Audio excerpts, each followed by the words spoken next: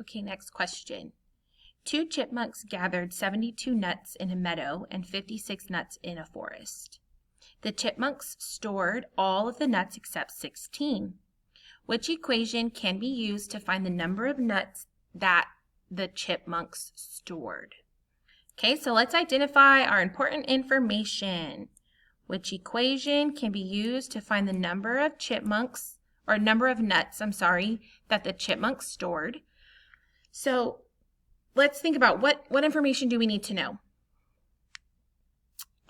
They gathered 72 nuts and in a meadow, and then they gathered 56 nuts in a forest. They stored all of the nuts except 16. So if I wanted to make a strip diagram of this,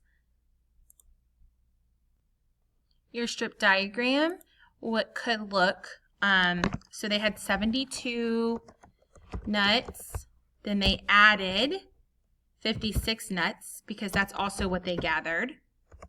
This is your total nuts, gathered, okay? But then they stored all of them except 16. So 16 nuts not stored. This would equal the number of nuts stored. This is what you're trying to figure out. Okay, this is going to be your total. This is the ones that are not stored.